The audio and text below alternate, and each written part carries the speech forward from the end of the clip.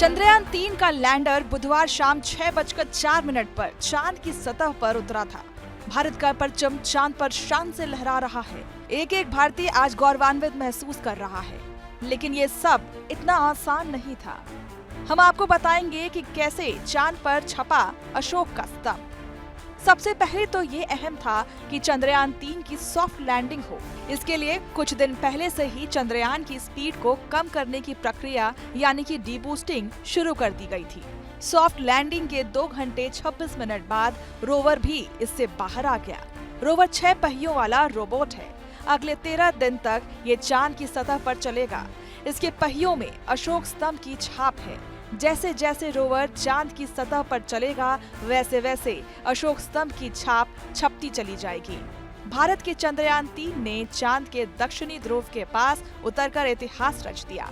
40 दिन के लंबे सफर के बाद रोवर भी इससे बाहर आ गया। रोवर की मशीन लाइफ एक लूनर डे है। चांद पर एक दिन पृथ्वी के 14 दिन के बराबर होता है। चांद के दक्षिणी ध्रुव के पास लैंडर उतारने वाला भारत दुनिया का पहला देश बन गया है। वहीं चांद की सतह पर लैंडर उतारने वाला चौथा देश बन गया है। अब चांद की सतह पर हर तरफ हम अशोक स्तंभ के निशान देख पाएंगे। भारत के लिए इससे ज्यादा गर्व की बात और कुछ नहीं हो सकती। इससे पहले सितंबर 2019 में भी इसरो ने चंद्रयान-2 को चांद के दक्षिणी ध्रुव के पास उतारने की कोशिश की थी, लेकिन तब हार्ड लैंडिंग हो गई थी। अब आप ये भी जान लीजिए कि अब अगले 13 दिन तक प्रज्ञान रोवर क्या काम करेगा। प्रज्ञान रोवर पर 2 पेलोड्स लगे हैं। पहला है लेजर इंड्यूस्ड ब्रेकडाउन स्पेक्ट्रोस्कोप यानी कि LIBS। ये चांद की सतह पर मौजूद केमिकल यानी कि रसायनों की मात्रा और गुणवत्ता की स्टडी करेगा, साथ ही खनिजों की खोज करेगा। इसके अलावा प्रज्ञान पर दूसरा पेलोड है अल्फा पार्टिकल एक्स-रे स्पेक्ट्रोमीटर यानी कि APXS।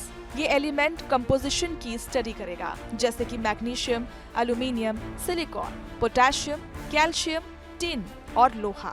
इसकी खोज लैंडिंग साइट के आसपास चांद की सतह पर की जाएगी। अब आप ये भी जान लीजिए कि पिछले मिशन से हमें क्या मिला। इसरो ने साल 2008 में अपना पहला मून मिशन चंद्रयान-1 लॉन्च किया था। इसमें सिर्फ ऑर्बिटर था जिसने 312 दिन तक चांद का चक्कर लगाया था।